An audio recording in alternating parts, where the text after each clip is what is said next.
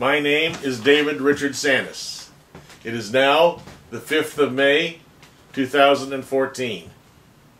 I am making this film in Los Angeles, California, at my home in Hollywood. I want you to know a few things first.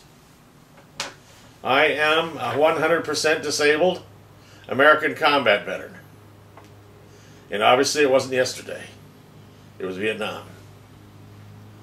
And I want you to know that I filed a claim with the VA decades ago. It's been partially granted, and part it just hasn't been granted. It's just been ignored. The first part that I want to read is Old Dings in the Line of Duty. This is almost 50 years ago. That's all that matters. Almost 50 years ago. These words were written: 2 rifle strikes, quote, face and neck, bayonet during hand-to-hand combat, wound open of eye and orbit, close quote. Signed, John J.D. Attilio, Captain, Medical Corps. The second one I'd like you to know about is decades later, when they'd invented PET scans, CAT scans, MRIs. This is from July 13, 2001. Final diagnosis: rule out versus reaction of old strokes. And today, we see bayonet / rifle stroke, unenhanced CT scan of the brain. Demonstrates old infarcts in the left thalamus and left occipital lobes. Close quote. There's been no change since August 15, 1996. VA Hospital, Los Angeles, Stanley Cohen, MD, attending. Jui Lin, MD, resident. The bayonet vivisection of my forehead and right eye did leave me with insight as well as traumatic brain injury. I want to thank, there was one person who actually cared about me being treated fairly, and that is a man named Leonard. Let's see. I'm not too quick, but how many of your brain damaged friends are? I would like to mention Leonard Aaron, Service Officer for the American Veterans, Department of California, Service and Rehabilitation Department. Not the Veterans Administration, the American Veteran Department of California, Service and Rehabilitation Department. He's the only person in the VA business who's treated me even decently. Except for one I will talk about at another time. And that is the nurse, whose name I do not know, who assessed when I was in the VA emergency room for the first time. Was October 11th, 1996. And on that day, her interpretation was that I might die. And so she gave me forms to fill out and helped me fill them out because I was mostly blind.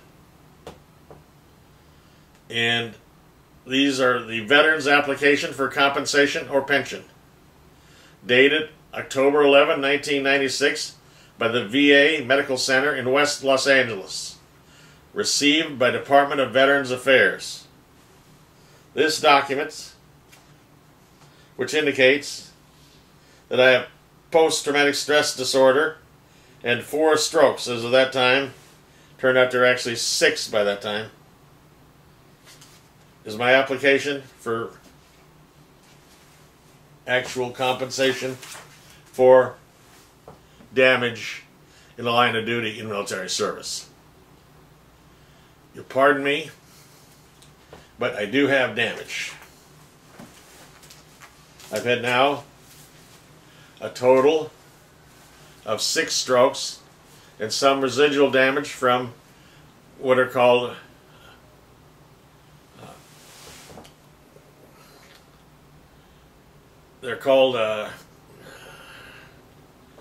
anyway, they're strokes that basically, with medication, help themselves get better on their own.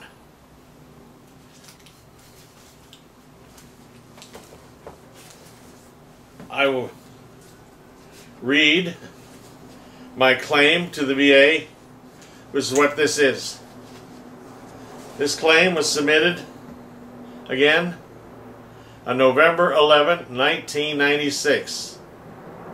That's a lot of years. If my brain worked perfectly as it used to, I could even tell you how many years.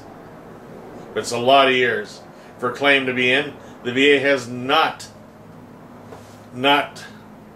settled it at all yet, because they just have not given a damn about those of us who went to war for you. And I present it on behalf of every soldier, not for me. My situation, I don't care that much about. I haven't long to live.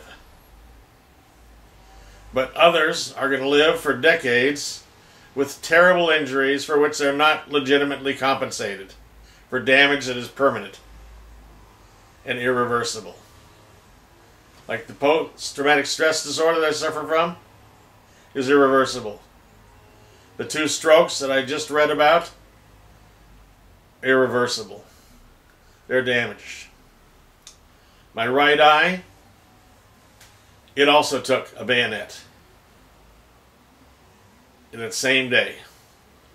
You can see the difference in the size of my 2 eyes.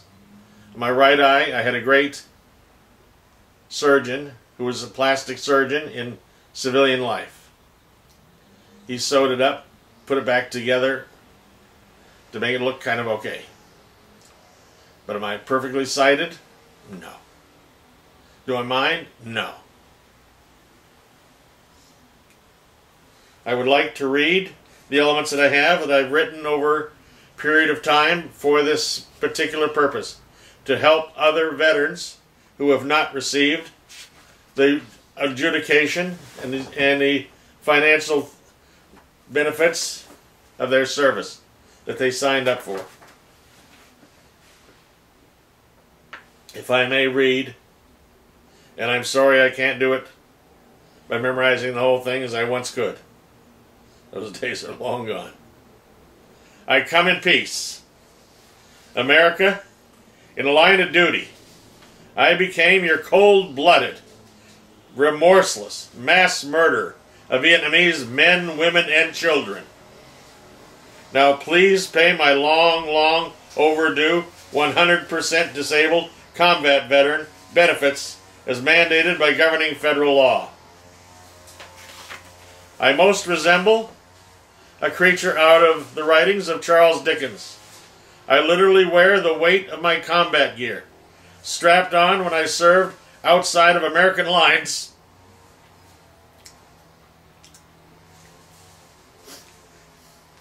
In Vietnam,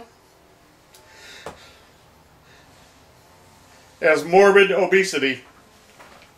In 1966, 1967, and early 1968, for 20 months, nearly every day, I woke up in my bunker. First, I assembled a suicide vest.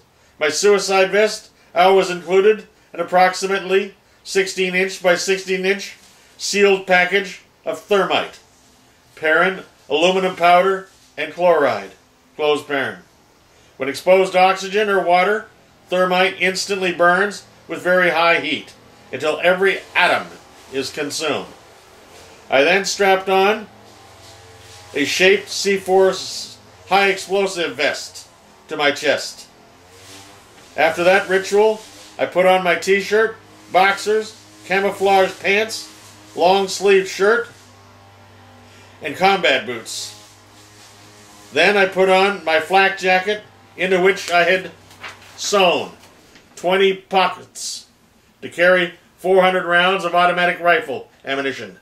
Then I strapped on my utility belt, which carried 45 caliber pistol, a commando knife, spare pistol ammunition, a chieftain pistol, and a concealed surgical scalpel.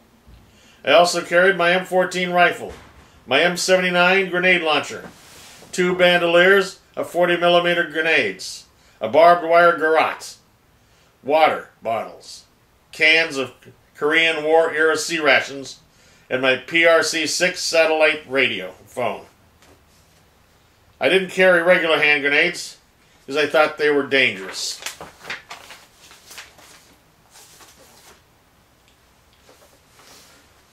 This is a letter. It'll be on the internet. All of this will be through my children's help.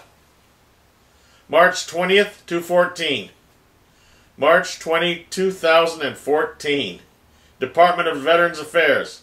11,000 Wilshire Boulevard, Los Angeles, California, 90024. David Richard Sanis. 1751 Winona Boulevard, Apartment 2, Los Angeles, California, 90027. We are still processing your application for compensation. We apologize for the delay. You will be notified upon completion of processing. If you need to contact us, be sure to use the file number and full name of the veteran. If your mailing address is different from that shown above, please advise us of your new mailing address. You should notify us immediately of any changes in your mailing address, like when I'm dead in hell. If you reside in the continental United States, Alaska, Hawaii, Guam, and North Marianas, or Puerto Rico, you may contact VA with questions and ask for or receive free help. That's signed by M. Kwok, Veteran Service Manager.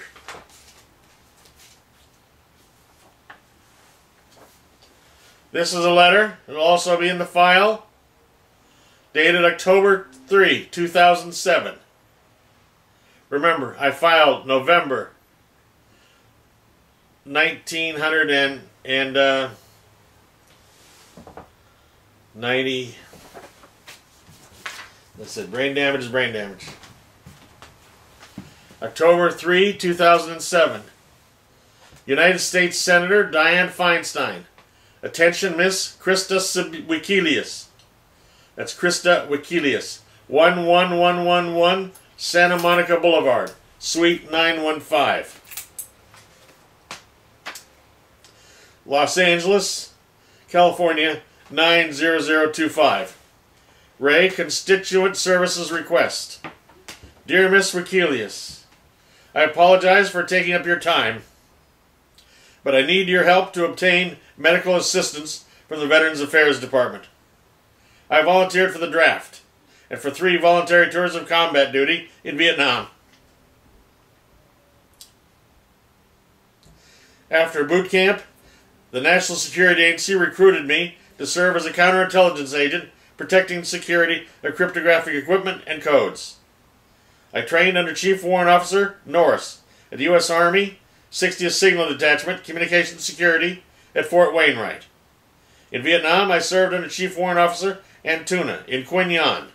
Perrin, Antuna was a Navajo code talker in World War II and was a clandestine NSA agent from the day President Truman created the NSA and CIA.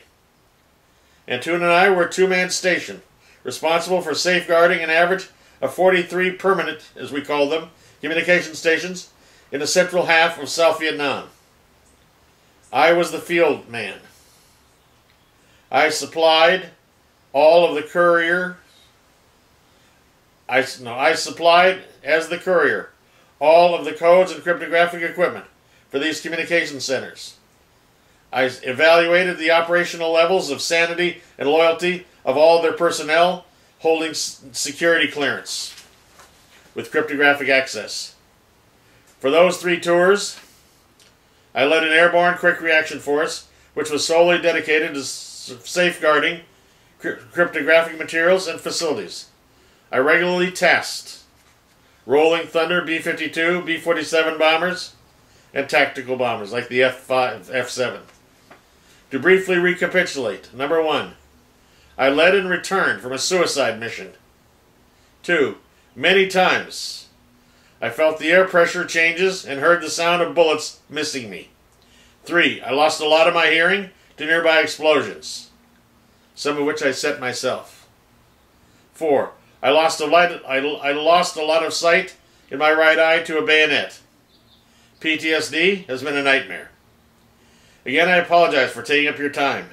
I need your help to prod the ponderous beast that is the VA. The VA has acknowledged that I am functionally blind as regards to my left eye. My right eye is a little better. For nearly 11 years, VA neurologists have looked into my eyes and not told me that my loss of sight has become functional blindness in my left eye and greatly diminished in my right eye due to cataracts growing in both eyes. I now struggle to slowly read with my left eye closed or covered with an eye patch. I can barely work at all. A month ago, I went to a private doctor, Dr. Avani Patel, when the VA refused to give me an ophthalmologist consultation because of budget. She says I have operable cataracts. Using her diagnosis, I finally forced the VA to give me such a consult. The VA thus confirmed the cataracts. The VA tells me it will probably take 6 months or more to schedule my first cataract operation due to budgetary and time constraints. Well, I didn't tell the American people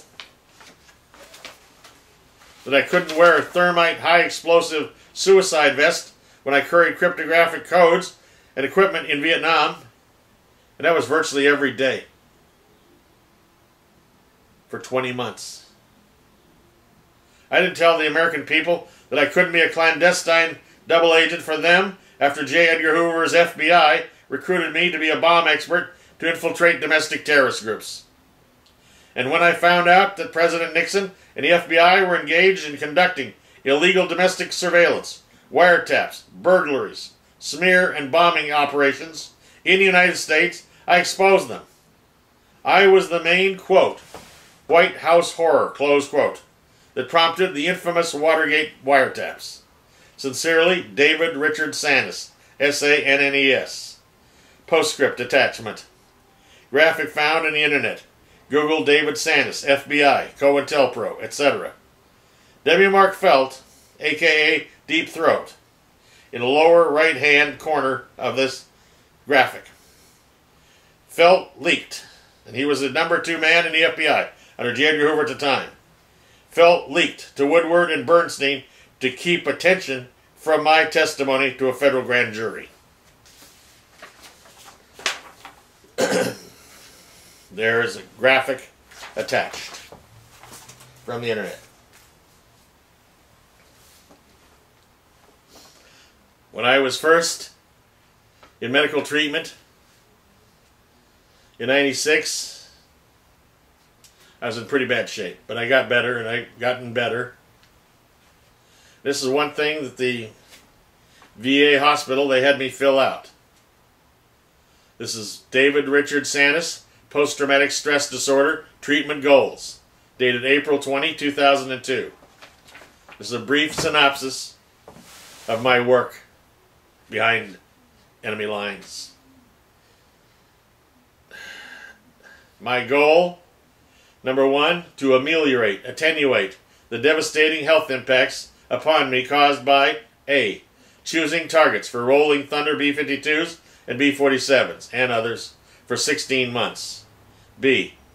October 31, 1966. Walking away from 20 each 45 caliber rounds fired from 8 feet away in a Quinh Nhan hooch, and a woman Viet Cong who died at my feet. C. Hearing a sniper's round zzz past my head, staring him off with my M60 machine gun. D. Pan Am D7 Pan Am DC-7 rest and recreation flight from Cam Ranh Bay to Taipei, crashing at National Airport in Taipei, Taiwan. on June 7, 1967, surviving the fireball and my leap as the first person off the plane to my right knee, which still hurts today, but I don't have a problem with that. I can live with the small stuff.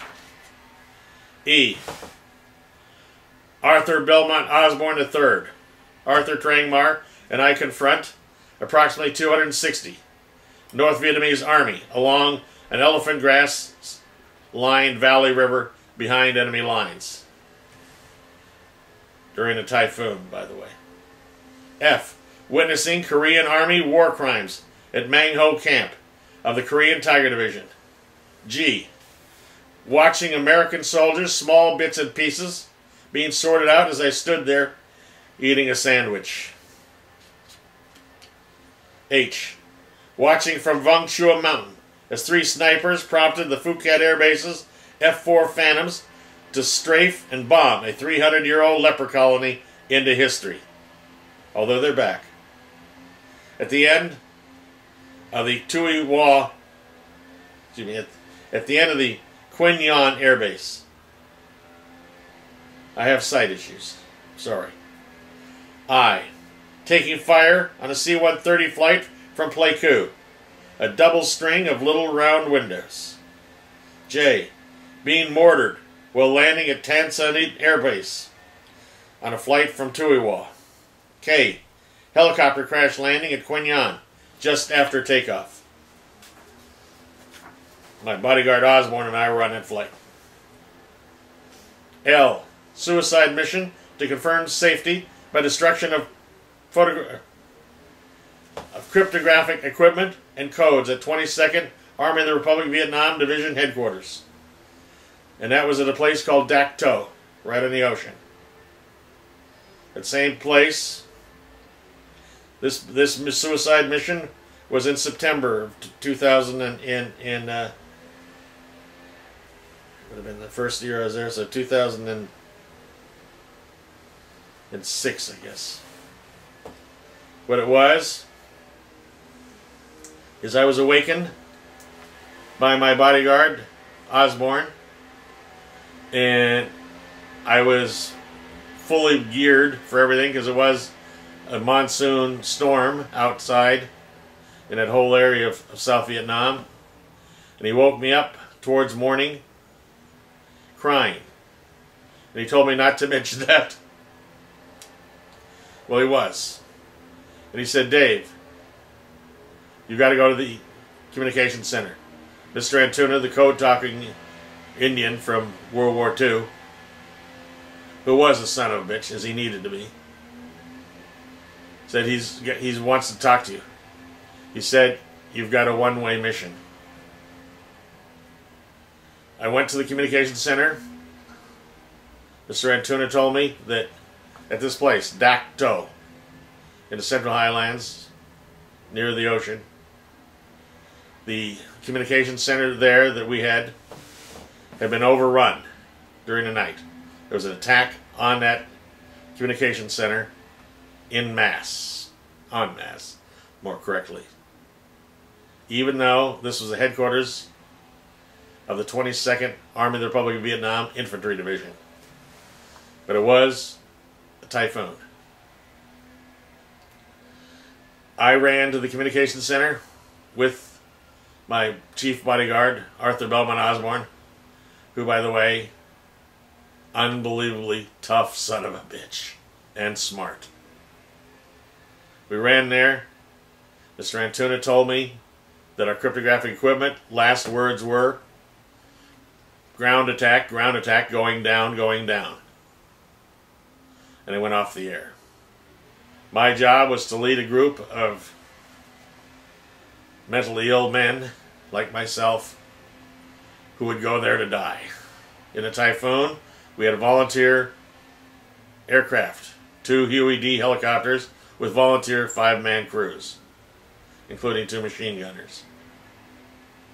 We got these next door to us.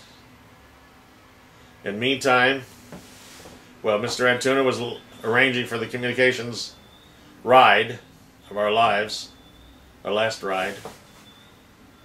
I ran to my 45-man quick reaction force bunker and told them I needed 3 men for a suicide mission. We would not be coming back. Over 28 or 29 of those 35 men volunteered to go with me on a suicide mission. You don't get more respect than that. As a result, we all went back. We're driven back to the helicopters. We got in the helicopters. I briefed all the people that we were on a suicide mission. I did not include the 2 crews from the which were 10 Army soldiers from the helicopter fleet right there at Quinion's, next to us, our camp. They had 2 battalions of helicopters there. And my 6 guys, including myself, Osborne, Trangmar, and Arthur Trangmar was another incredibly brave human being who served as my bodyguard for the full 20 months that I was in Vietnam. We loaded on to the 2 helicopter Huey D. gunships and flew to Dak To. We all knew it was going to be a one-way mission because of the typhoon. They were going to drop us off by rappelling down ropes, and they were getting out of there. There'd be no Americans to try and find us, rescue us, retrieve us, whatever, until after the weather had cleared, period. This is in a typhoon. We all went totally knowing we would die on that place, totally hoping to be able to identify the status of our communication equipment there, which is the cryptographic codes. These were KW7 machines, and the codes, which were simply very cute IBM cards. We were not there to try and rescue the man. I had done that long before that by having built very, very secretively places for the 6-man crew to run to in the event of they were overrun. The cryptographic units were protected. I had built high explosive, incendiary explosive bombs for each machine, and I also had them at the doorway of the 2 cryptographic code centers there, which were basically Angry 26, like a trailer house, 26-foot long trailer houses. My job there was just to let them know, pull a fuse igniter, and the whole thing would go up in incendiary and high explosive blasts. We were approximately 8 minutes out when one of my 6 cryptographic code operators got through to us from the places we had dug them into and camouflaged totally. That had worked. We got a notice approximately 8 minutes out that the cryptographic codes and the cryptographic equipment had been destroyed by my combination of high explosive and fire bombs. So we were able to return to base alive. Other than that, it was for us 6 a suicide mission, and it was approximately in October, November area, 1966, and I want for Trangmar, for Osborne, the 3 other men, recommendations for medals of honor. Because if they were ever earned by man, this was such a group. One way for the 6 of us. For the crew from the 2 Huey D helicopter flights, there were 3 men on each flight. Excuse me, 5 men on each flight. 2 gunners, a pilot, a co-pilot, and a crew chief. For those 10 men, I want the 2nd highest medals that the Army has to give. Distinguished Service Cross, if my memory's right. But I've got names.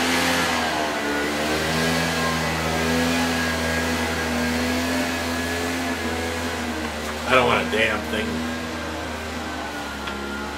but a VA grave. M. This is another stressor event. Listening to nuclear war threats in top secret traffic during the USS Pueblo capture and cryptographic codes / equipment lost, stolen, and flown to the USSR. Now these are all stressor incidents that I want to live through. N, as in November, trading fire as a Huey helicopter door gunner on a lot of flights. O, leaping out of a Jeep over the edge of the Bulldoze Trail up Vung Chua Mountain. It's on the internet, by the way, for reference. Holding frozen to vegetation until I could crawl back up over the cliff edge into the clay slicked road. We had literally been pushed off our Jeep, the side, and we were up a little over 6,000 feet. And it was down, period. It was a cone volcano. But I was able to leap off the Jeep just before it went over the edge and grab onto the incredibly dense vegetation.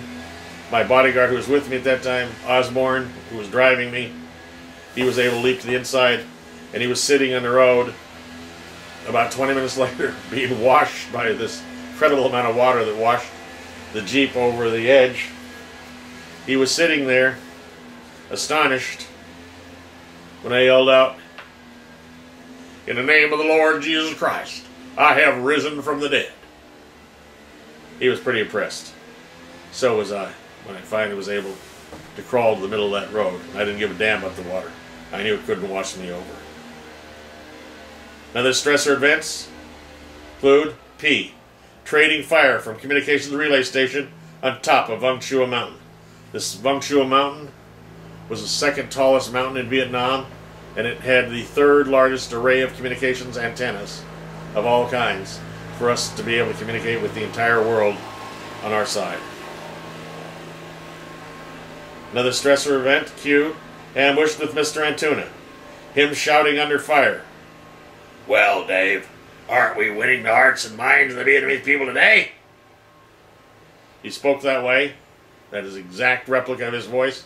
He took a bullet on D-Day in World War II while he was in the harness coming down as a paratrooper. Attacking an ambush in an elephant grass and bamboo world. The surreal discovery of a working Sweda ice cream machine in a Viet Cong rest and recreation center. They stole a lot from us, the Viet Cong and North Vietnamese. We were their major supply line in South Vietnam. S, mistaking a funeral procession for an ambush, injuring my left leg but not killing anyone. T, crossing an American minefield to arrest 7 doped-up cryptographic equipment operators. And many months earlier, I had built that minefield myself, personally. But the growth means I had to go through with a knife and insanity in my head to go find him. U, calling in Phuket Phantoms to bail out American troops pinned down in a rice paddy. Doing something in my pants when the first bomb released directly over my head. I learned about skip bombing. V, getting shot at by both sides, delivering cryptographic codes to Korean Tiger Division headquarters at Mang Ho.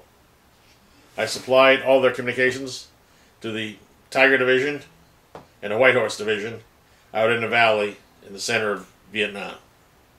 W, rescuing a Korean soldier under fire who was shot in his left arm. X, code courier trips with a thermite pack under my flak jacket. It's not fun to get up in the morning, put on a flak jacket, under which you have 2 different kinds of suicide bombs. But that was my daily norm, getting up.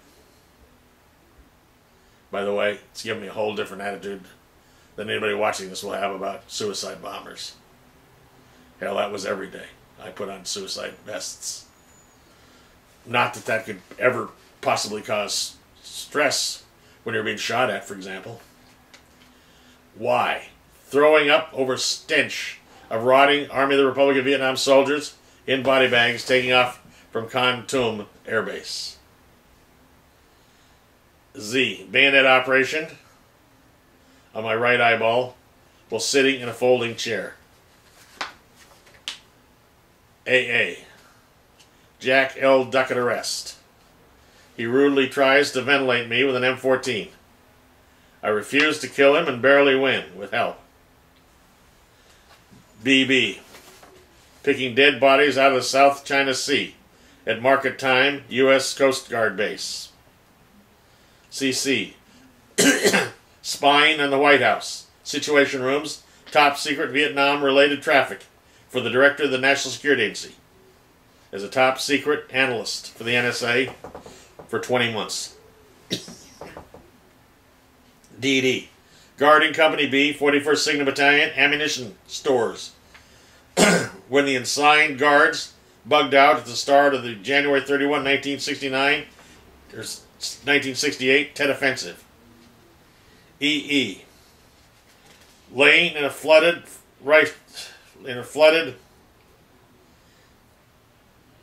trench in a rice paddy all night, ready to detonate high and incendiary explosives in the Quy Nhon Communications Center if it would be otherwise overrun by North Vietnamese Army commandos. Not a fun job. There are about 50 of my guys inside. But my first job was not to let codes go into anybody's hands other than authorized Army. FF. Running a 45-man quick reaction force to protect cryptographic codes and equipment. GG. Tet Offensive. Setting up defensive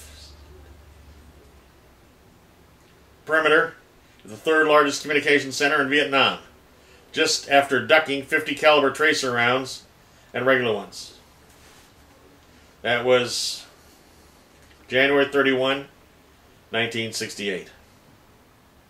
February 2, 1968. Northwest Airlines charter flight from Cam Ranh Bay to Yokota Air Base. The DC-7 loses an engine, then with another engine, takes me home to Fort Lewis via McChord Air Force Base. I got back there on February 2nd, 1968, and checked out of the United States Army and the National Security Agency. II. Addicted to danger. I first put my life on the line by working as a volunteer undercover agent for the Seattle Police Department with K-9 officer Pat Wright and his dog Arno. Pat Wright was named in one of those years, I've forgotten which one it was, but I think 1970. He was K-9 Officer of the Year for the nation. And Arno was K-9 Dog of the Year for the police in the United States. On April 27, addicted to danger, 1970, I was recruited by FBI agents Burt Carter and Lewis M. Harris Jr.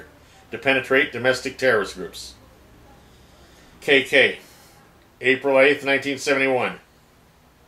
After I had endured literally hundreds and hundreds of face-to-face death threats from on-duty FBI agents assigned for prior weeks to surround me,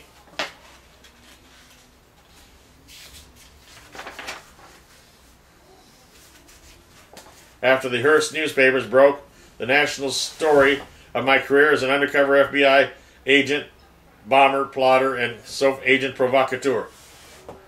By the way, I later was able to spend hours at Yale University with all 3 law school classes, which included former president, and that's Bill, of course, and his wife Hillary, who was going to be a future president of the United States.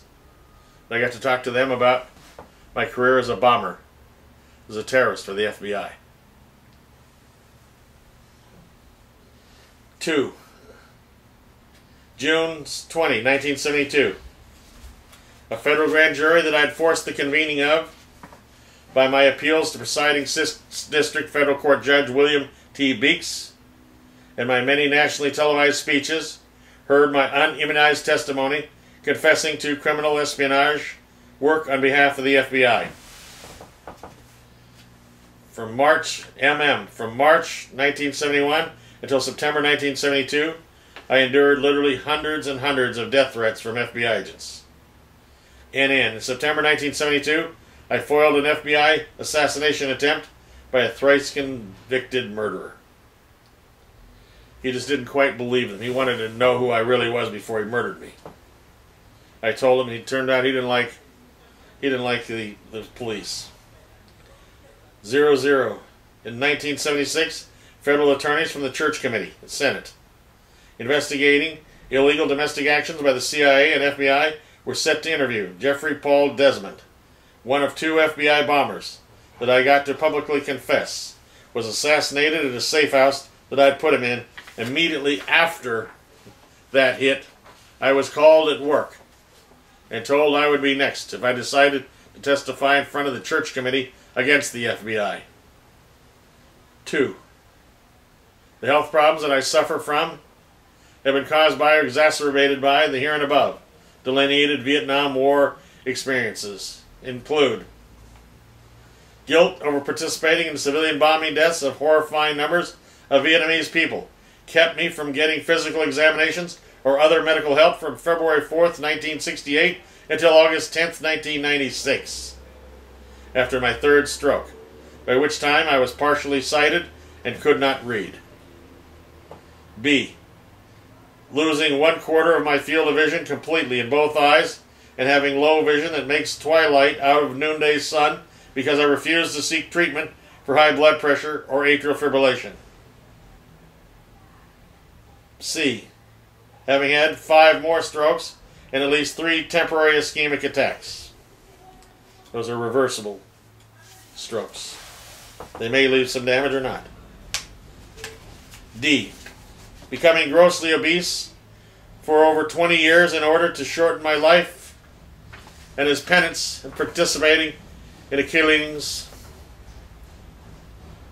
of millions of Vietnamese people. E. Working over 100-hour weeks for over 29 years so that I could make money to help literally scores of children of addicts and alcoholics in penance for bombings I participated in 1966, 1967, and 1968. D. Refusing to buy clothes or virtually any other possessions for myself. Colon. Almost all of my clothes have been given to me by my son Sanis, or my son Mitch McKenzie. E. Refusing to live above ground for more than 12 years after I left Vietnam, and being hyper-vigilant to this day. F. Being unable to sleep without putting my hands under my head, the exact fashion that I used while sleeping in the field in Vietnam, with my .45 caliber in my right hand and my left hand on my .38 Smith & Wesson. This has led to great and interminable pain in both hands and chronic numbness, which mimics some of my lasting stroke symptoms. G. Being unable to sleep without being attended at my home.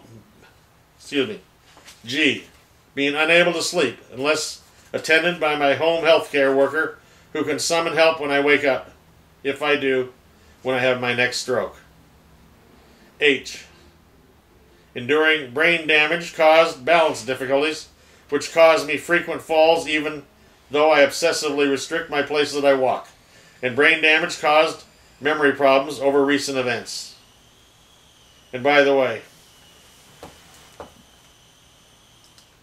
I know that the Veterans Administration will not give a damn about me any more than it does about the 400,000 people with current claims into the VA are the ones to follow. But if I could change one thing, it'd be to convince the American people to force the VA to fund for me and others in this area a series of devices that are at use at one civilian facility in Texas where they are helping wounded war veterans. And that is, they're like spring-loaded devices that could hold me from falling. Because when I walk more than a few inches in a step, it's down goes Sandus. And of course that can kill you. But I would get the VA to give such facilities at a regular gyms here, like in Los Angeles and other major cities, where there are people like myself. Because I can learn to get my balance back. It's a learned thing from infancy, and I lost mine on August 12, 1996, with the 4th stroke. That was number 6 total, by the way. I had 2 strokes in line of duty. Bayonet wound. G, being unable to sleep unless attended. Oh, I read that. I, spinal degeneration that makes my walking quite painful, which further constricts my world, as well as my first 4 strokes in August 1996, after the ones I had in Vietnam. J, being stricken with panic attacks so terrible they throw my heart into atrial fibrillation. Now it's complete atrial fibrillation all the time. Being unable to drive or even be driven by anyone other than one of my sons or my regular cab drivers. K, severe claustrophobia and panic attacks every day since August 10th, 1996, when I went through a closed MRI at LA County Hospital after my 4th stroke. After the 2 strokes, which made it numbers 5 and 6. After I went through and regained consciousness in an MRI, thinking I was on a rail in a casket going to be cremated alive. L, having medically dangerous panic attacks if my home care attendant does not show up by 10 p.m. or so, depending upon how tired I am, since I cannot go to sleep alone. M, being told in August of 1996 that the VA in LA did not have an outpatient program for PTSD sufferers. And N, being told about a VA program for PTSD sufferers in Los Angeles after my March 1, 2002 stroke. 3. My plan is to get every bit of PTSD help that I can from the VA so that I can, number 1, lose at least 225 pounds. B, sleep at night without a home health care attendant. The VA has this, by the way, this document, which I'm not finished reading. But they don't know a thing about me having any problems. And they've written it. Ease my panic attacks so that I can go out of my apartment without an attendant. D, walk 2 miles a day. E, thereby extend my life so I can help my children and others. F, maybe even find another girlfriend. 4. A, I have reservations about whether I can get enough benefit from PTSD therapy so I can ever go into a movie theater, underground parking garage, windowless store, basement, department store, shopping center, or courtroom again. B, I will ever be able to go into a building of more than 3 stories unless medicated and with my son. C, I can never sit in a windowless conference room again. D, it will ever be possible for me to get a check and not just pay my bills and give the rest away within the day. E, whether the VA will still give me a $103 a month check when another stroke permanently cripples me. F, whether or not the VA will bury me. They've had this document at the VA since 2002, on April 20th. They don't care. To an extent, I have to sympathize with the VA because I have been your mass murderer, America. America, you hired me on July 27, 1965, after I volunteered to join the United States Army. I went through boot camp at Fort Ord from July 27, 1965 until October 2, 1965. On October 10, 1965, I was sworn into the National Security Agency. That's October 10, 1965. I was sworn into the National Security Agency as a counterintelligence agent. James S. Norris, United States Army, Officer in Charge, Team 60th Signal Detachment, Fort Wainwright, Alaska, swore me into the NSA as a trainee counterintelligence agent. I excelled as a heavily armed, suicide vest wearing and making bodyguard for cryptographic codes and equipment.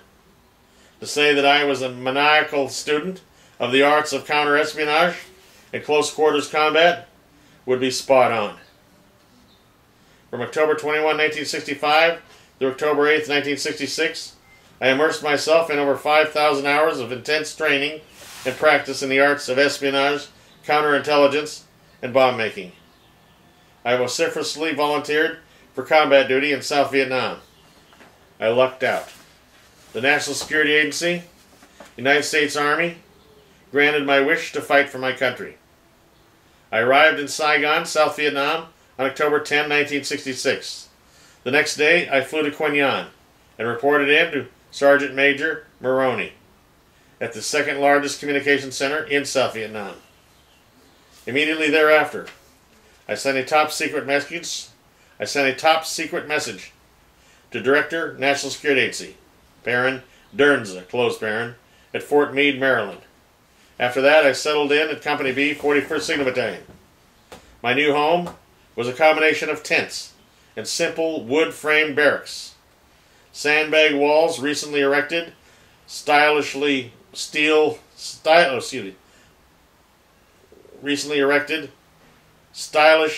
barrels adorned with one wood board each for restroom elegance, and a mile-long pier jutting into the Pacific Ocean were positive features of my base for the next 20 months. On October 12, 1996, 2 days later, my Vietnam vacation ended. My new boss, Mr. Antuna, arrived at the Quy Nhon communications station. Mr. Antuna found me, introduced himself, and told me to come with him. Together we drove to the motor pool. Mr. Antuna told me that Dernza had appointed him to be the National Security Agency station chief for all of 1 and 2 Corps tactical zones of South Vietnam. That vast area encompassed some 40,000 square miles of the 60,000 square miles of South Vietnam. Mr. Antuna then informed me that Director of National Security Agency had appointed me as Deputy Chief of Station for the same area. I was 22 years old. Mr. Antuna and I had 3/4 of the nation of South Vietnam to protect the communications of, and to set it up. Mr. Antuna noted that he had been contacted by the United States Army officer on December 8, 1942. He was enlisted on that day as a Navajo Indian code talker. During World War II, he fought in the Pacific Islands and in Europe. He also fought for nearly 2 years in Korea. Mr. Antuna was one brave, tough son of a bitch. Once while he and I were pinned down by rude ambushers on a road, Highway number 1, that is right at the edge of the Pacific Ocean, there in Vietnam, Mr. Antuna raised his head, looked back at me, and asked my favorite question from the war. "Well, Dave, aren't we winning the hearts and minds of the Vietnamese people today?" On D-Day at Normandy, Mr. Antuna took a bullet in his throat I was not the only one who envied him and his Darth Vader mechanical voice.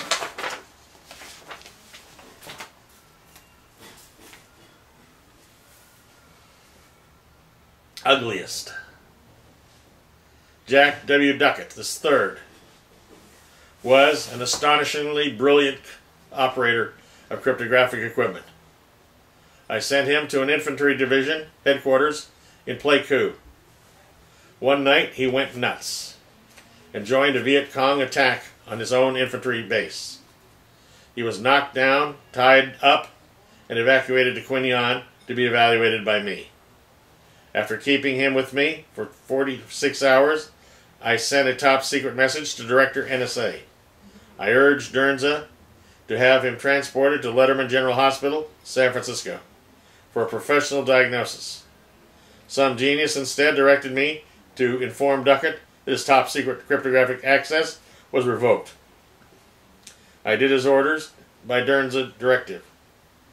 Duckett's response was to scream that he was going to kill Captain Kulbaki, the company commander of Company B, 41st Sigma Battalion, and everyone else at the headquarters of Company B, 41st Sigma Battalion.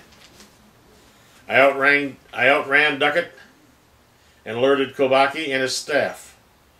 My knowledge of the Doppler effect got me to Captain Kulbaki's headquarters before Duckett.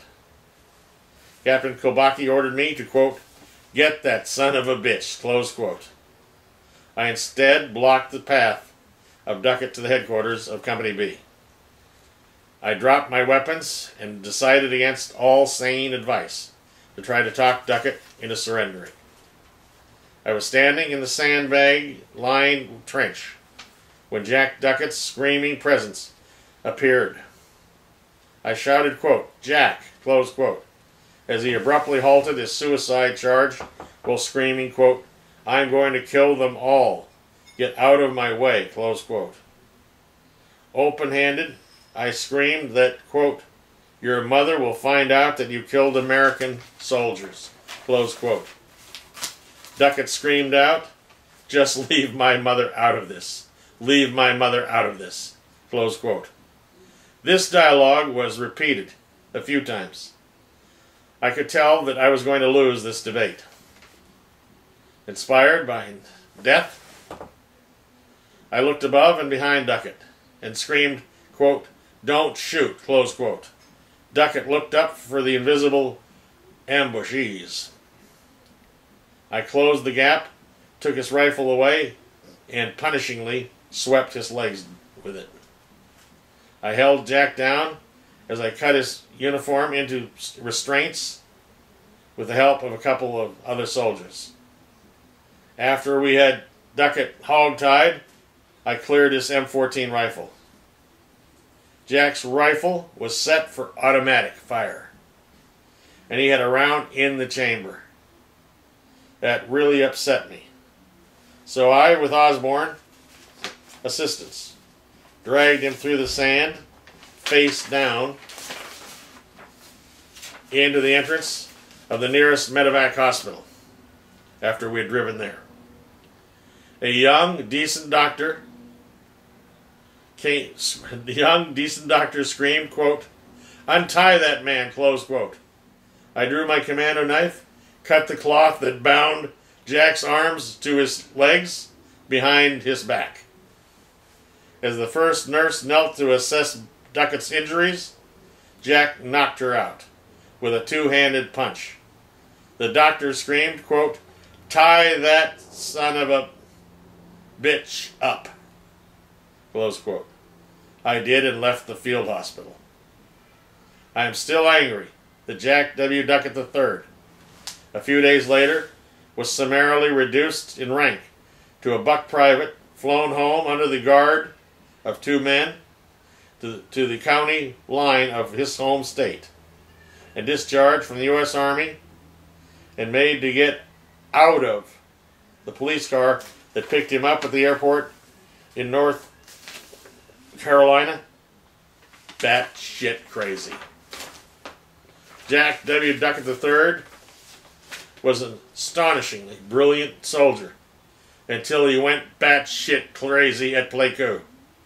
Of course, nobody would ever believe it, but that could have been me.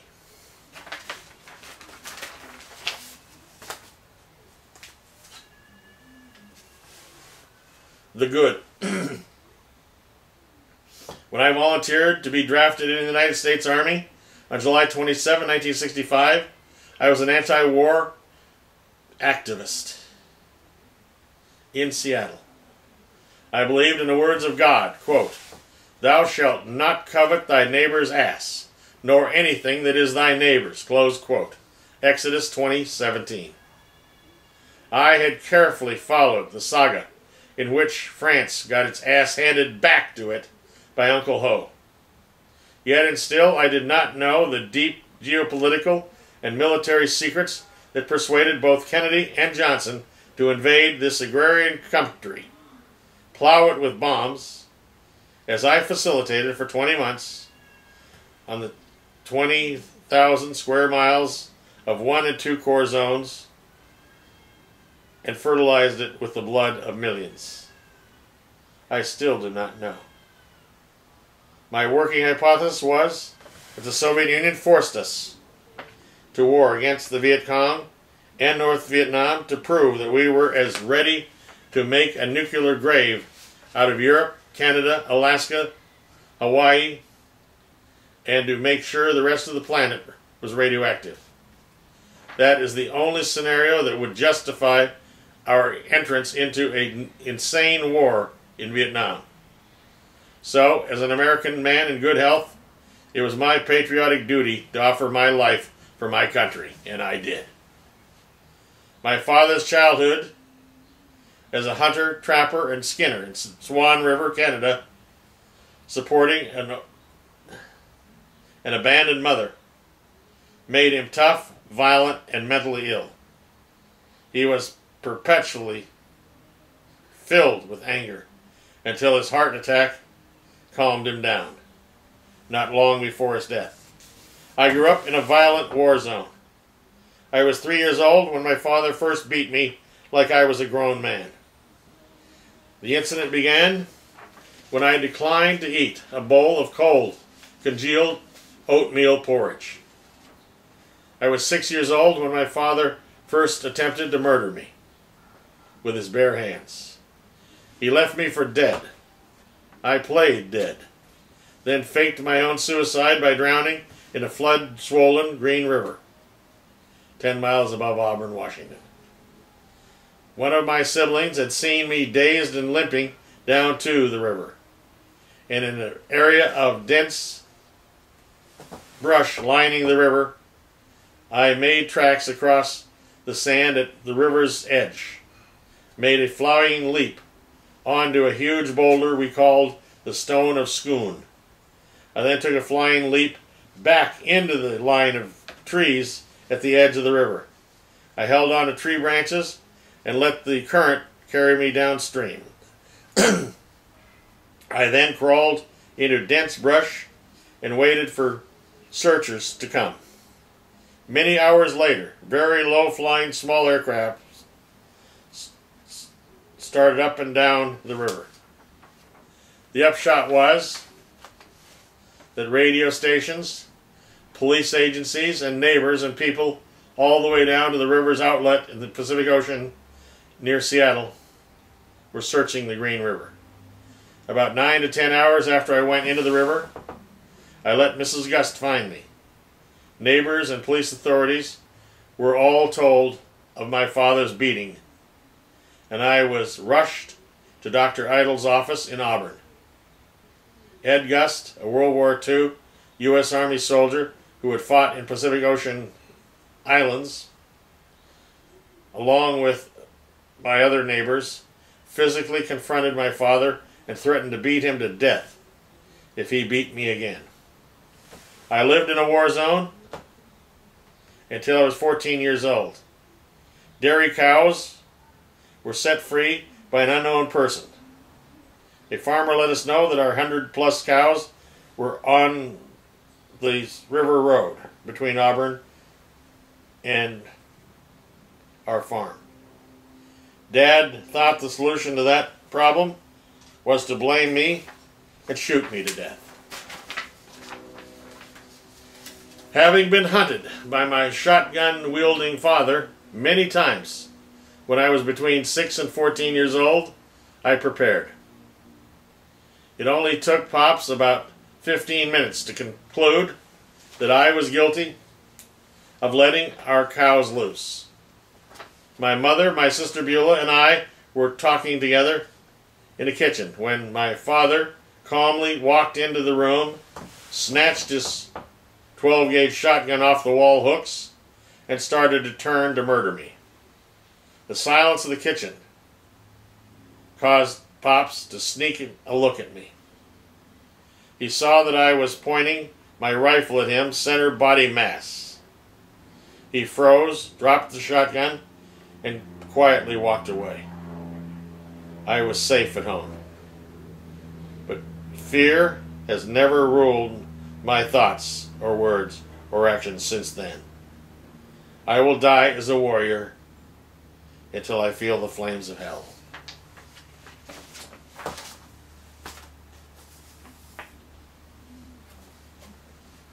The good.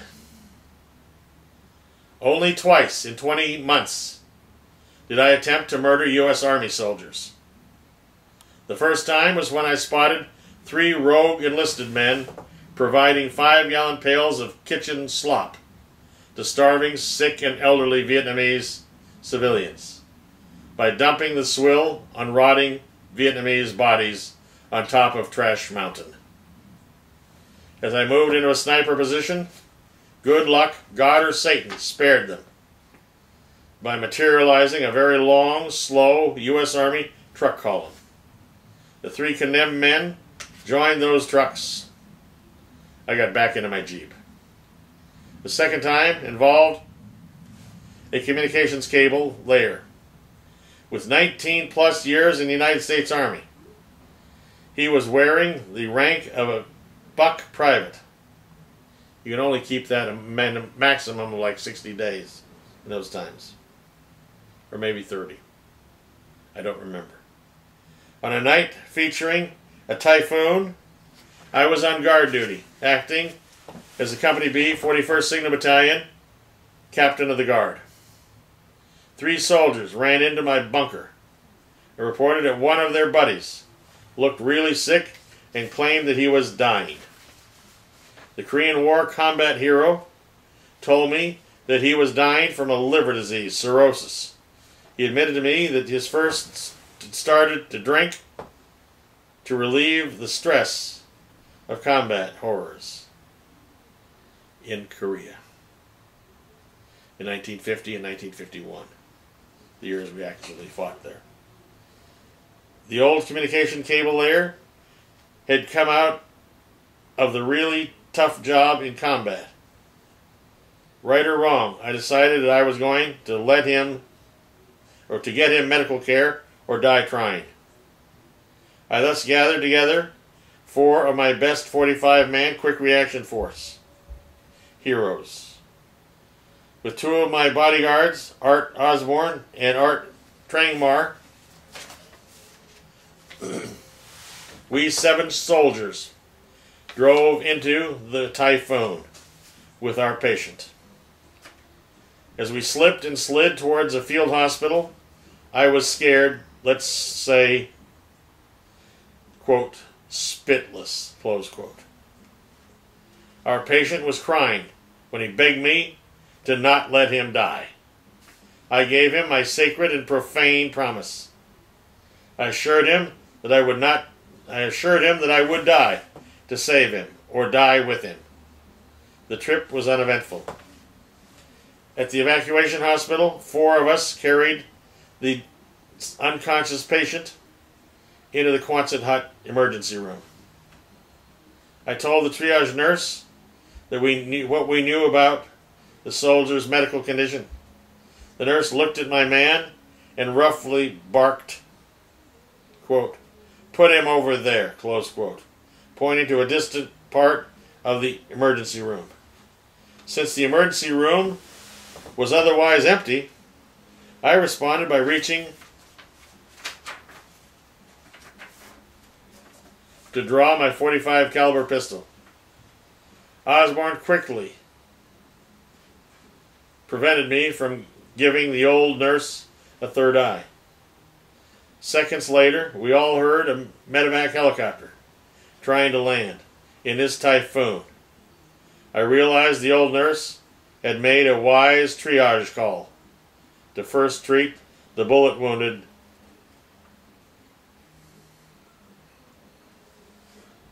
from the helicopter borne to bullet wounded man from the helicopter. Everyone lived that night. Everyone lived that night.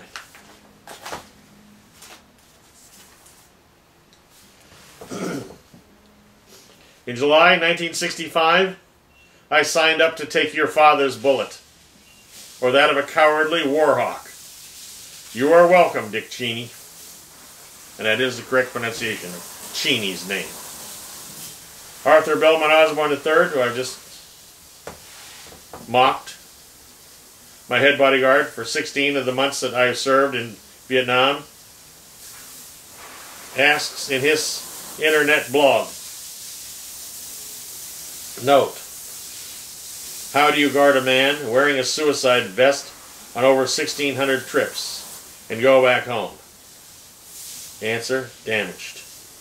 I do not think of myself as suffering from PTSD. PTSD has kept me alive in hundreds of life-threatening situations. On the other hand, who in their right mind would infiltrate and expose criminal plots by J. Edgar Hoover and Richard Milhous Nixon? Google Arthur Belmont Osborne. Google Watergate connection. The ugly. Eric Shinseki, Secretary of Veterans Affairs, ESAD, comma, ASAP.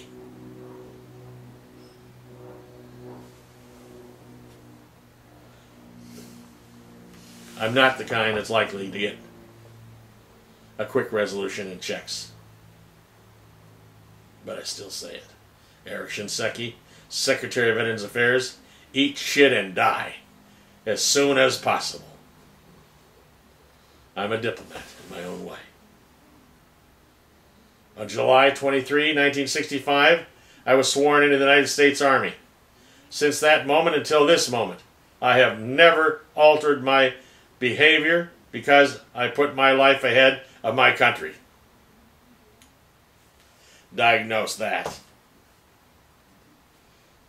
To celebrate Easter, a few days ago, Bill O'Reilly on Fox News breathlessly sniffed the coke of Reverend KKK Jeffress, Jeffress, Robert Jeffress revealed that, quote, Obama is conditioning people to accept the Antichrist. Well,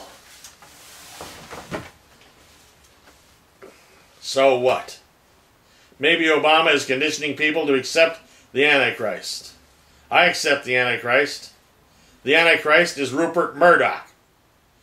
One of my sons, Malik, at the age of 6, said that, quote, Jesus loves Satan, but, quote, he sure don't like the things that he do, close quote.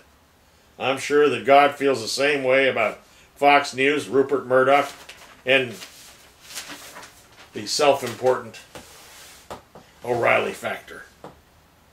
The good. I live to comfort the afflicted and to afflict the comfortable. I will be an eternal gadfly in hell. I was sworn in the United States Army July 23, 1965. I still have never been sworn out of the United States Army. I will die as an American soldier, an American spy. I am 100% combat disabled veteran of the Vietnam War. And yet, Medicare Part B. This is how good Social Security is and how good the government efficiency is. Yet, Medicare Part B premiums deducted $1,258.80 from my benefits. Is that fair to Wall Street titans? And to the Koch brothers? I don't think so. In 1958, 4% of Americans believed in interracial marriage.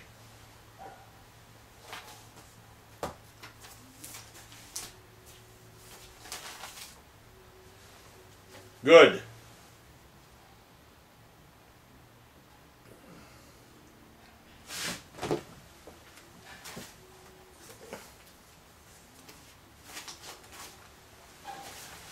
Ugliest.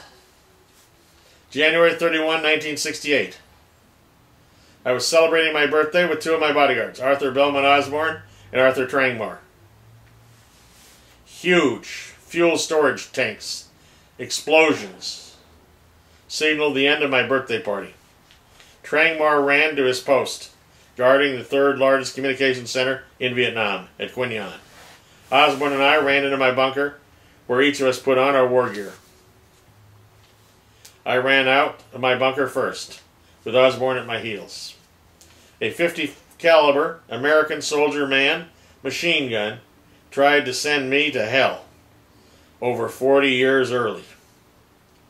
I swiftly spun, knocked Osborne down, and covered him with my body. I can only hope that Osborne's wife and children still thank me for this. Arthur Belmont Osborne deserves a Congressional Medal of Honor, as I briefly outlined here and above.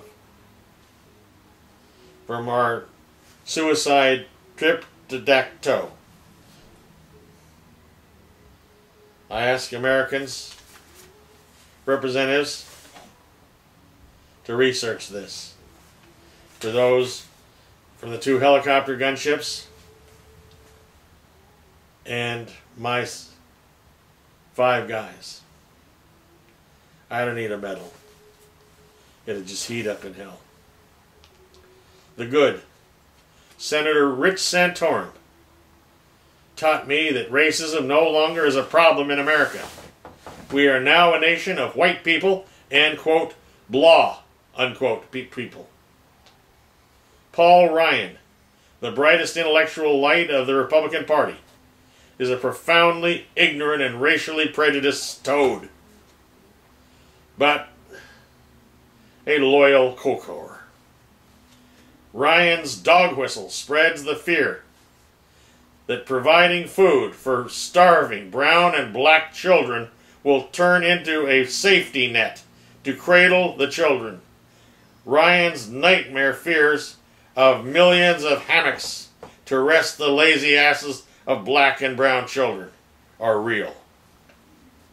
Please pardon me for laughing at the idea of Paul Ryan burning next to me in hell. Paul has caused more child deaths than I have. He's done it all through appropriations and failure to appropriate. And he's been supported by the Republican Party in the United States. And because also of the toothlessness of the Democrat members of the House and Senate in the United States.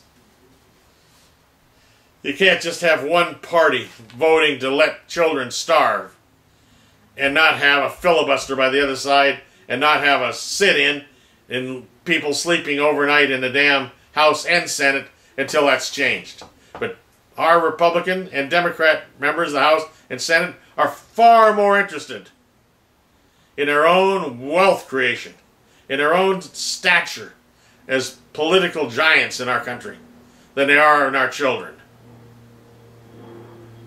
That, you know how that makes me feel. I don't want to go back to my history. The good. On October 17, 1966, at the Company B, 41st Signal Battalion Camp in Quy Nhon, I fell in love with a beautiful Vietnamese girl. I asked God for his guidance. So a couple of days later, I went to the young woman's home. I kidnapped her at gunpoint. 20 months later, 2 days before I came back to America, I set her free. United States President Barack Obama is America's best community organizer ever. The Obama legacy is not nearly done, but I can tell you that Obama is a better leader than Benjamin Franklin and all of our United States presidents who owned human slaves or tolerated slavery. Eat that, lying bastards who have attacked Obama on the grounds that he was black. I don't think that was within his control. But he's a damn great president, and the Republican Party hates it that he's black. Because Republican Party members up and down the ticket and all throughout the country are a bunch of racist sons of bitches. And I ask God, God, if Satan did not exist, of what interest would your Bible be? You need Satan like America needs Fox News. God in hell, would you please let me burn next to Bill O'Reilly? Once coming back from a deadly mission behind enemy lines, I took 2 of my bodyguards to a huge Vietnamese live music joint for a cold beer. We were walking downtown in Quy Nhon, within about 150 feet from our camp. I spotted this young girl who was obviously in terrible physical and emotional health. I ran to her and gave her every one of my several $100s that I had in my pocket. Then I snatched back $3 from the badly damaged child. I then bought beers for my bodyguards and myself. I bought 3 beers and sat down at a very low table. Within a couple of minutes, that district of Quy Nhon erupted into a screaming madhouse. Hundreds of desperate children swarmed us. And I mean swarmed us. After someone spotted me, my 2 bodyguards and I bent over with our heads down between our knees to wait out the storm of children's screams. The desperate and disappointed flash mob started to drift away. Then I felt a powerful push against my left shoulder. I looked up at an old leper who had no fingers, toes, lips, or nose. My startled response was Didi Mao Dinky Dao. That is Vietnamese slang for get out of here, oh crazy one. The justifiably annoyed leper responded by curling his right palm around his wine cork nose, the makeshift nose, and draining nasal fluids on my lap. All I could do was laugh and salute him.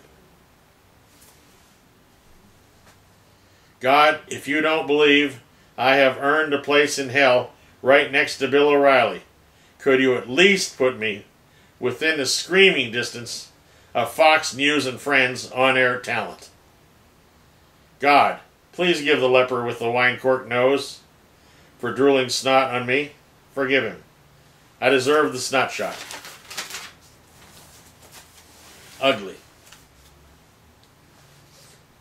As all of you are beginning to understand, I was only a simple assassin, God. Why dost thou persecute me? Will you haunt me until, and even in, the quote, hell prepared for the devil and his angels, close quote? Thy will be done, God. As you know, I am proud that I only killed, maimed, or wounded to protect Americans. I would do it again. I earned my place by the fire's hearth in hell. God, at least I'll be in hell with others that I will be happy to see there. As your son Jesus warned, quote, easier it is for a camel to pass through the eye of a needle than for a rich man to enter into heaven. Close quote. God, I thank you for permitting the National Rifle Association, the Koch brothers, George Zimmerman, and me to stand our ground. Hell will be one damn hot party. Got that, Wayne LaPierre? Where do you find the money to pay for all the wounded and damaged war veterans from our past wars? My view, under ugly. A few weeks ago, every single Republican United States senator successfully filibustered a bill to, quote, expand Medicare and education for veterans, close quote. KKK Senator Richard Burr, and I mean KKK Senator Richard Burr and KKK Senator Jeff Sessions, who actually was in the KKK, and I don't know that he ever resigned. I've never seen a resignation from the KKK by Jeff Sessions, said, quote, there is no money for bold men or old men. The VA is already failing to meet its obligations, close quote. So in other words, since they're failing already, why give them money? Why give them money and so they don't have to fail? Well, the KKK leader Jeff Sessions also said, quote, the $24 billion is all borrowed money. So we wouldn't want to borrow money to help veterans that are wounded and disabled. When I was young, the Southern Democrats were the violent racists. Lyndon Johnson's passage of the first Civil Rights Act changed that. The Republican Party's Southern racists hijacked the KKK. The current Republican Party is entirely built upon the principle that we must give extremely bountiful gifts to the rich. Quote, the poor we will always have with us, as God told us. Yes, but the poor aren't even able to finance their own bad habits. God bless the Koch brothers for keeping poor from having the bad habits they would have if they had money to supply them. I'm sure that's an act of beneficence from the Koch brothers. By the way, you bastards, your dad attempted to assassinate me. But what he didn't know is I was working with Mossad. I'm one of the few people that was a spy for Mossad and was a construction expert witness for the King of Saudi Arabia on 3 different cases. The best. Soon I will be dead and in hell. The VA will be able to delete my file and breathe a sigh of profound relief. I gave back to the IRS money 3 times the amount that I earned as a National Security Agency spy, United States Army assassin. Rather late, I think. I have been both an expert witness for the King of Saudi Arabia and a spy for Israel. Go figure. If research from Harvard and City University of New York is correct, will Republican governors' racist hatred for our first black president and their love for Koch brothers cash cause the deaths of at least 7,115 people to 11,104 people, 11,104 people per year by their denial of Obamacare? I think the universities have it right. The best.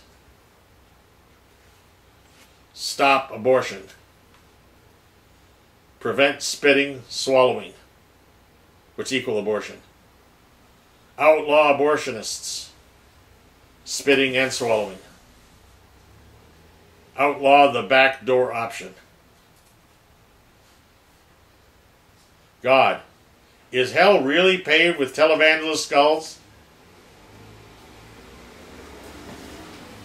Quote, a conservative government is an organized hypocrisy.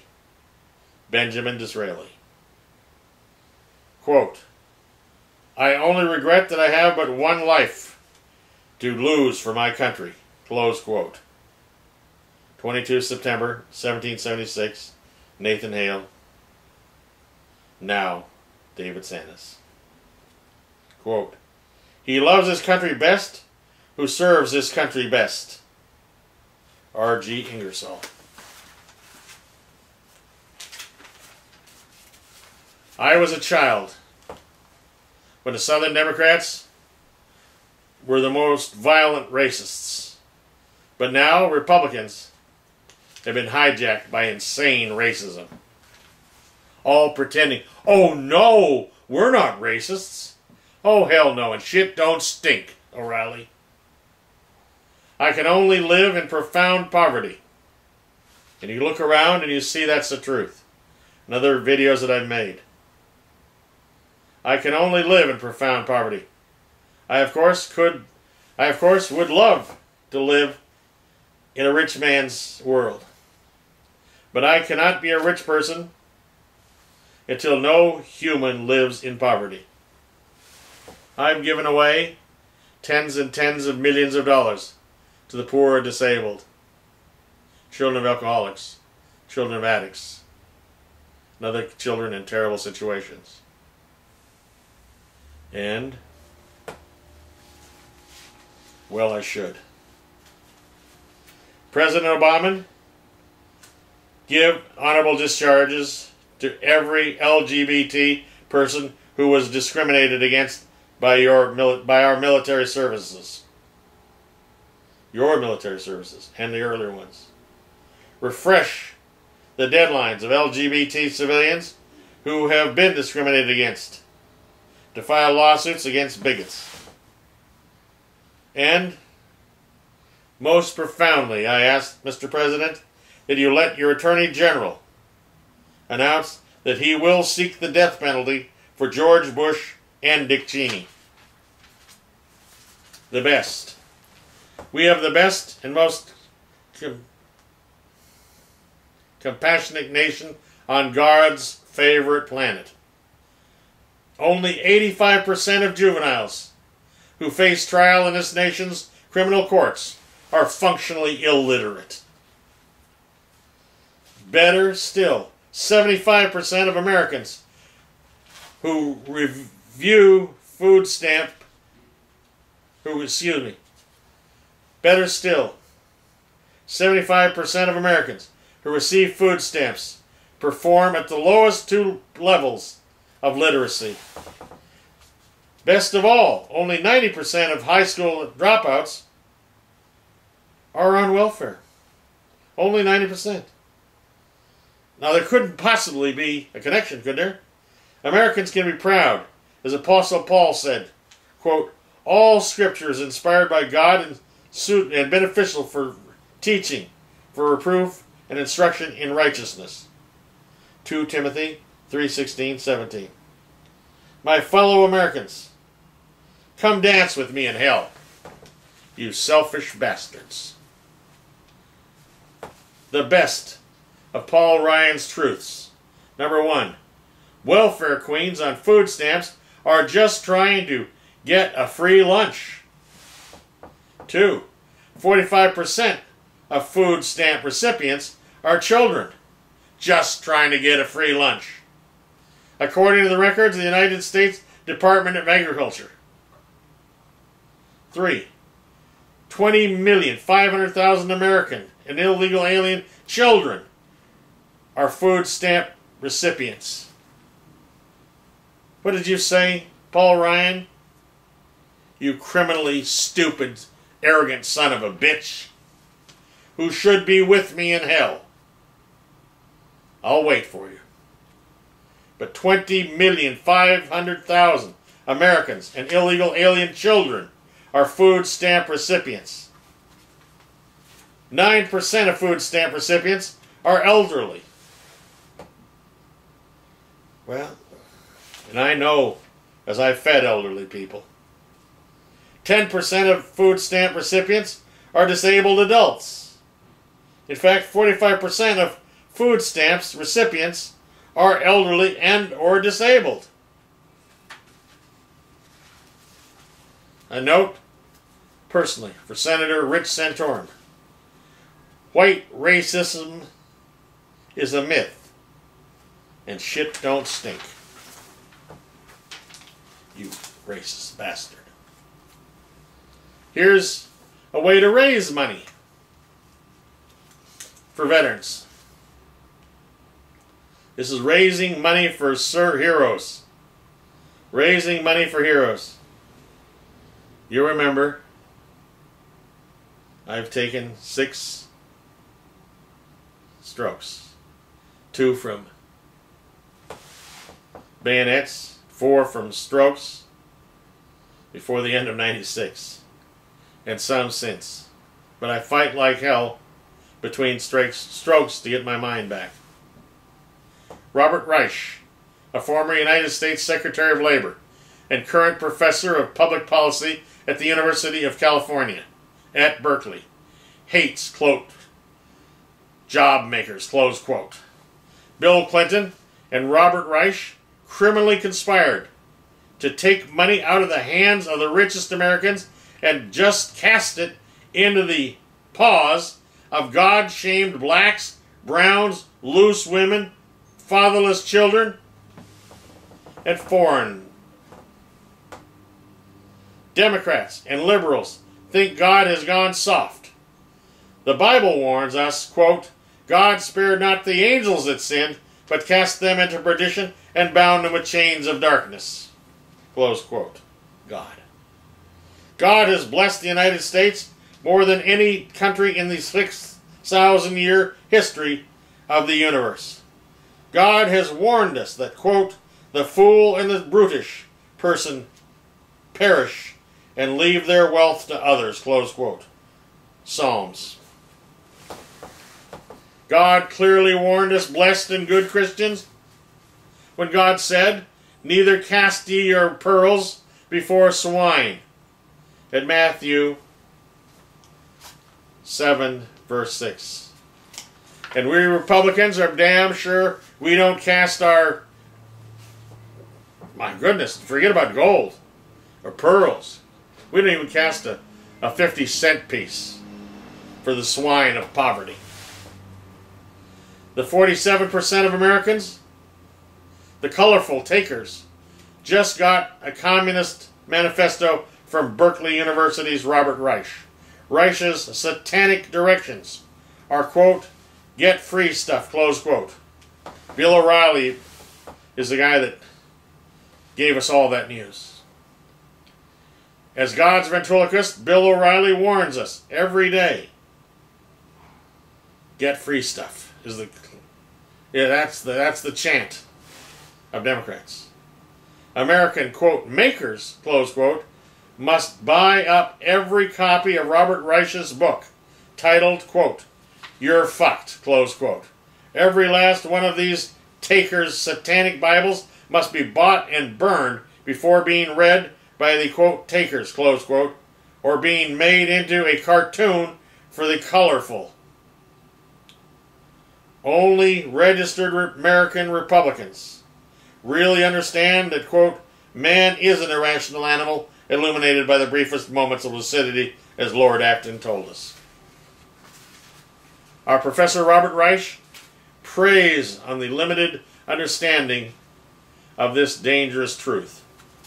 Professor Reich also knows that 85 richest people on this earth have the same total of wealth as do another 3.5 billion people on this earth. Professor Reich also knows that 6 surviving Walmart heirs have the same total of wealth as do another 135 million Americans. Professor Reich also knows that the compensation of American workers went up 5.7% between 1978 and 2011. 5.7% well, God, it's less than 40 years. Professor Reich also knows that the compensation of American chief executive officers went up by only 726.7% between 1978 and 2011. What the crypto-communist Professor Robert Reich will not admit is that the average American chief executive became 127.49 times more valuable than the average American worker during the time period between 1978 and 2011. That's right. Advances in bullshit provided the opportunity for American chief executives to become 127.49 times more valuable than the average American worker during the time period between 1978 and 2011. It is simple math that each one of the 85 richest people on earth has the net worth of total of 42,682,926 human drones who live on the labors of the 85. And that is, since my strength is waning by sitting up this long, because the VA is not going to give me any help in giving me training, places I can learn to walk without falling down and being crippled for life. Totally. I'll say again, it is simple math that each of the 85 richest people on this planet are each worth as much as 42,682,926 human drones who live on the labors of the 85. It is thus obvious that our country should stop denigrating, quote, the makers, close quote, and start putting the, quote, takers, close quote, on bread, water, and rich dick diets. It is also simple math that each of the 6 surviving Walmart heirs are worth as much as 22,500,000 human drones who live on the labors of these 6 great Americans. So stop making these 6 gods to have to pay huge bribes to Democrats to cancel inheritance tax payments obligations. Key notes for wealth creation. Number 1, in 2013, Wall Street bonuses, as admitted to by the IRS, exceeded $26,700,000,000. These are Wall Street bonuses, not salaries, bonuses. Also in 2013, the total wages earned by every full-time minimum wage worker in the United States exceeded $15,134,665,000. So there. If you have, let's say every full-time minimum wage worker in the United States, if you collect all the money that they earn, it's only like $11 billion less than the rich people, who just happen to be Wall Street bankers. And God knows how both the Democrats and Republicans have passed laws to put the crooked rich in jail for creating these incredible disruptions in the markets in the last year, since the last guy who literally ought to be tried, convicted, and sentenced and dead and killed. By the way, he's out on a bike ride for rich people on his ranch in Texas today, as I speak these words.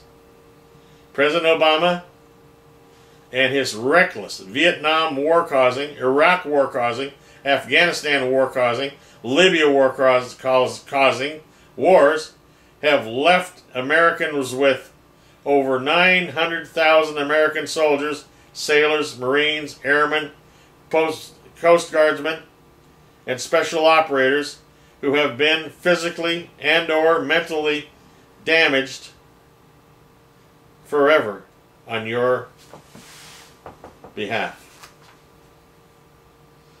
America, pay your service-disabled combat veterans. These 900,000 wounded warriors will only cost about another $2,250,000,000 a month. Maybe we could raise the money by cutting federal subsidies for the filthiest rich. Just $2,500 per month for a 900,000 combat-connected, 100% disabled vets. For the 900,000 Americans, heroes.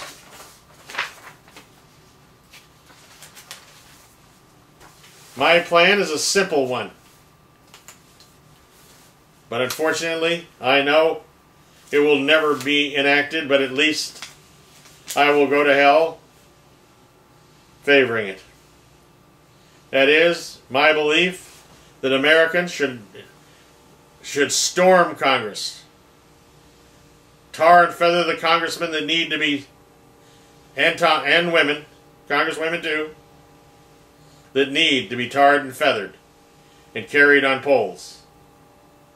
Make certain that 75 to 100% disabled, combat injured, or wounded Americans, military types of any kind, shall be entitled to and shall receive, not just entitled to, but shall receive. The VA is good at entitlement, but of course if you're disabled, brain damaged as I am, for years I couldn't read the stuff, some of it I can't read today. It just does not make sense to me because of brain damage. But each and every one should get this minimum. A, free comprehensive medical care for life. Not partial, not maybe, not a little bit. B, free comprehensive vision care for life. C, free comprehensive dental care for life.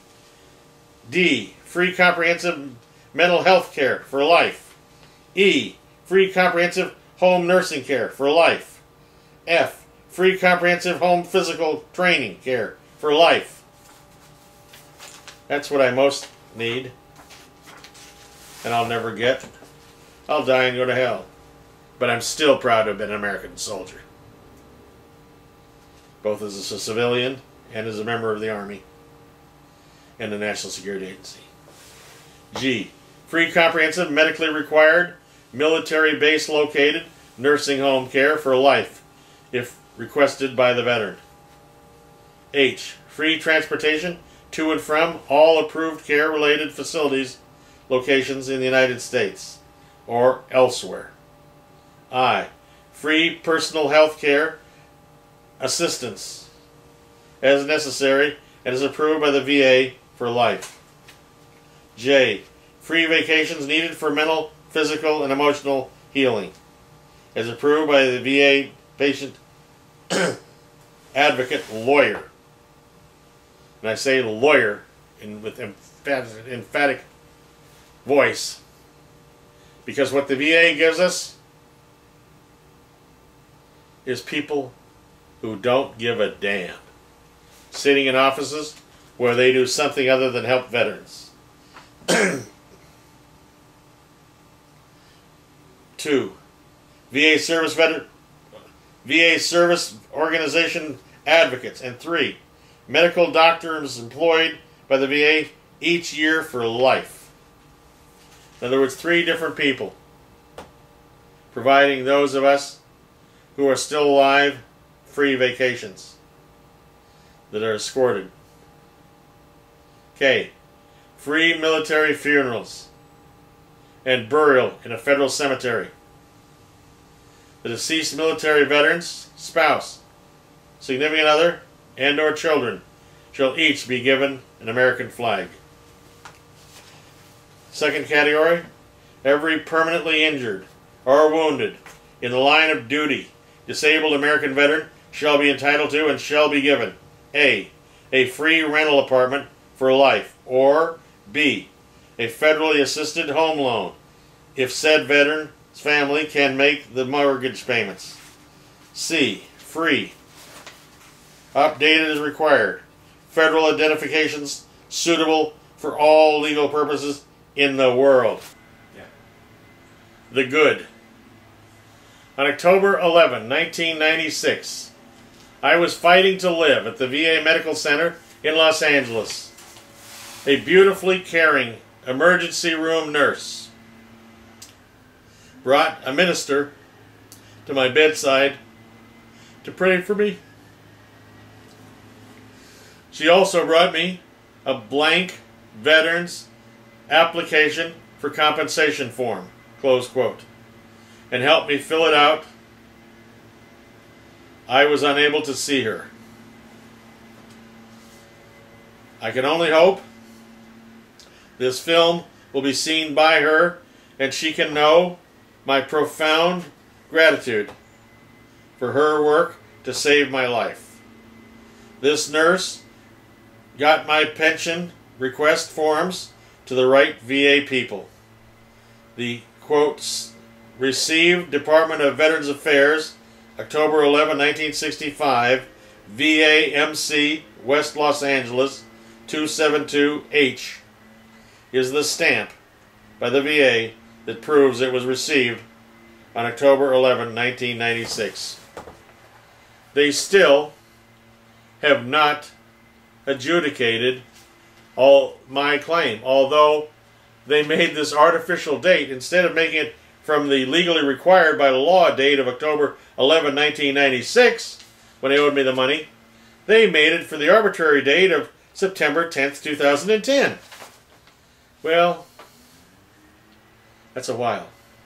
The good news is that by my count from October 11, 1996, when the VA received my request for compensation, it only took the VA a total of 4,973 days to make a determination that I was entitled to the 100% rate of compensation effective, in this case, September 14, 2010, because I am unable to work due to service connection, disability, as of the date now arbitrarily of September 10, 2010.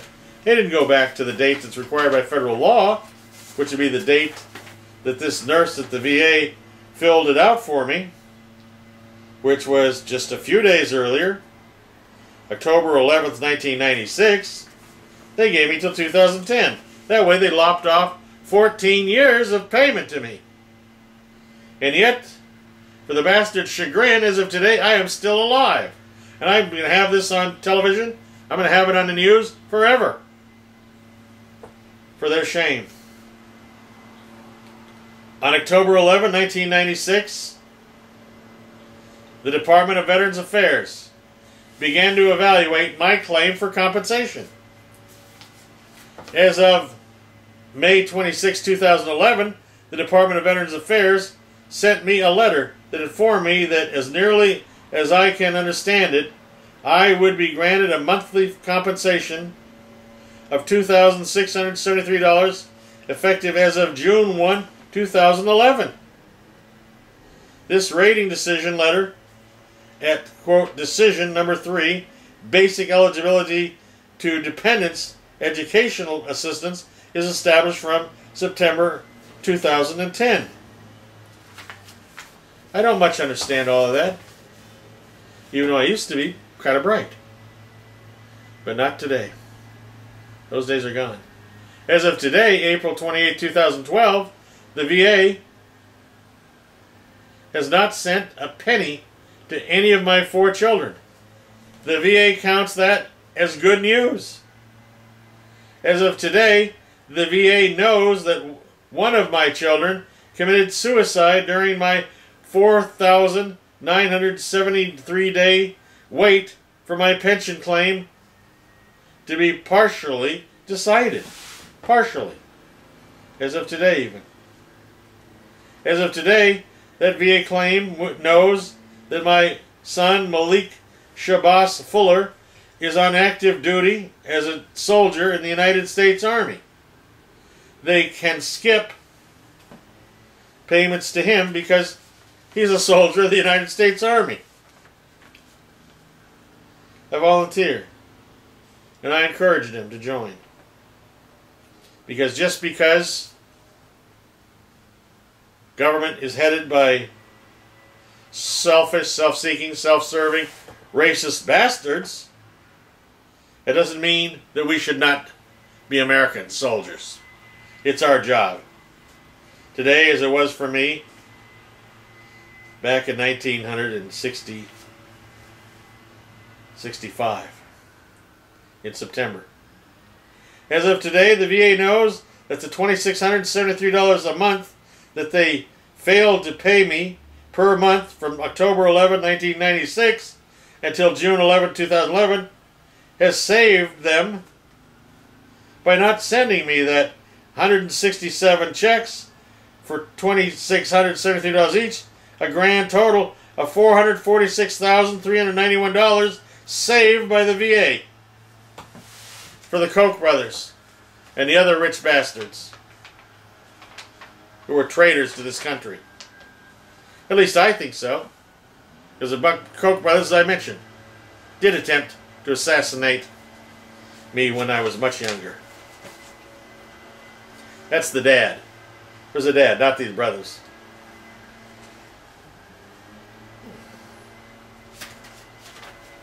He was a Nazi. I investigated the Koch brothers' dad with representatives of Mossad when I was infiltrating some really nice groups. Nazis. As of today, the VA has not sent a penny for the medical and/or school expenses of my 4 children. You know, and that's good news. The best news is that Wall Street, 100 members of the United States House and Senate, or House, excuse me.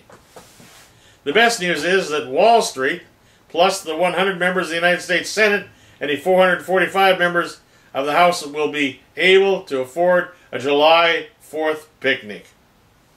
Wall Street traitors, not traitors, traitors. The big banks, BEG banks, the 100 United States senators, and the 445 congressmen will have enough money for 2 picnics. And golly, at the 4th of July picnics, the people who own Congress as slaves will be there. $446,000.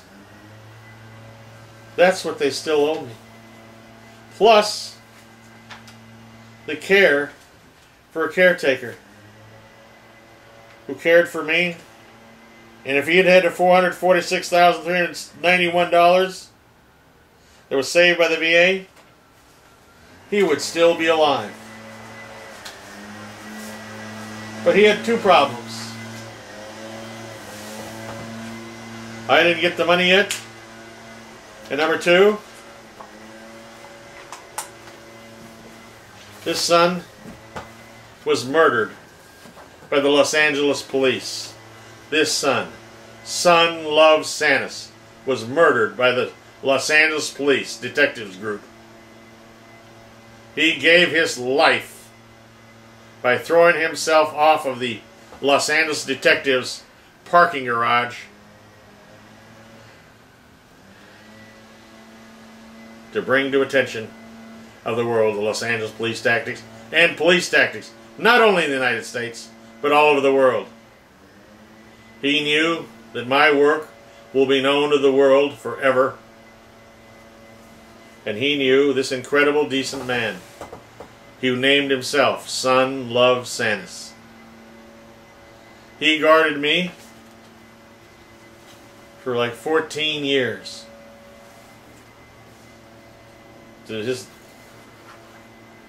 Here is another son of mine that no one wants to pay for, even though they say, yes, he deserves the benefits, but not the check. Here's another one of my sons. This is my son in the United States Army. So he would not need a check anymore. He gets one as a soldier for the United States Army. And here, a little too young to join, is one of my daughters, who is also covered by my award. And she hasn't gotten a penny for herself either. My wife has been getting both a check for herself for education and studying, and she's a PhD candidate in mathematics. And, as I said, one of my sons is getting paid as a United States Army soldier. And so I'm sure that the right wing is upset about that. Because no one wants to give medical benefits to children of color. No one wants to give full human status to children of color. We want to cut off. We want to cut off the money for food stamps. Let the children of color starve. That's good enough for them, according to the Republican Party of the United States. Now I'll get to meet all of them in hell. Because yes, I am a mass murderer. But only for America, not for myself. I have stayed my hand from killing Americans. So be glad about it.